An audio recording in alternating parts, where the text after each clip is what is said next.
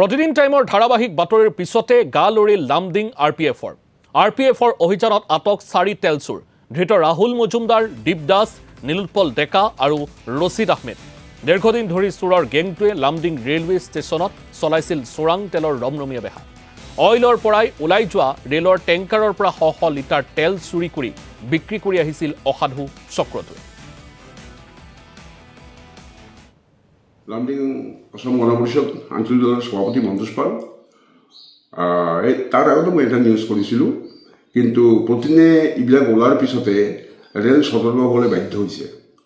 কিন্তু এই সোনকালে আপোনাৰ 4জন চোৰক তেল চোৰক ৰেলে নতুন কৰি ধৰিছে। তাৰ ভিতৰত আৰু এজন পলাই গৈছে। আৰু ৰেলে কৰ্তৃপক্ষই ড্ৰোন দি এইটো পূৰা ফ'ল' কৰি আছে। ড্ৰোনত ফলত ধৰা পৰাৰ পিছত ৰেল তাত যায় 4টা চোৰক হাতে হাতে ধৰিছে, এজন পলালে।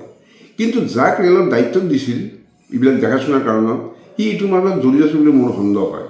কাৰণ কি, যি মানুহ দায়িত্ব দিছে সি যে এইটোৰ মাজত যে জড়িত আছে বুলি মোৰ যিটো সন্দেহ হয়, এই মানুহজন ক'ৰ পৰা সেই পাৱাৰটো পালে? এইটো ৰেলৰ কৰ্তৃপক্ষৰ পৰাই, কোনোবা কৰ্তৃপক্ষৰ পৰাই এইটো বোধে সি এটা কিবা মানে সহায় পাইছে, নতুবা এনেকুৱা বাৰে বাৰে কিয় হৈ থাকিব? প্ৰতিদিন টাইমছত বাৰে বাৰে মানে পেপাৰৰ মানে নিউজৰ মাধ্যমেৰে সিহঁতক সতৰ্ক কৰি আছে। কিন্তু সতৰ্ক হয়, কিছুদিন সতৰ্ক থাকে, তাৰপিছত আকৌ সিহঁতে টোপনি যায়। এইটোৰ কাৰণটো কি? এইটোতো কণ্টিনিউ মানে সতৰ্ক থাকিব লাগে। ৰেলৰ লছ হয় মানে কি?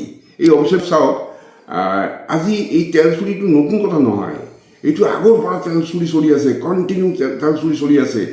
ৰেলে জানি শুনি এইবিলাক কিয় সিহঁতে টোপনি মাৰি আছে?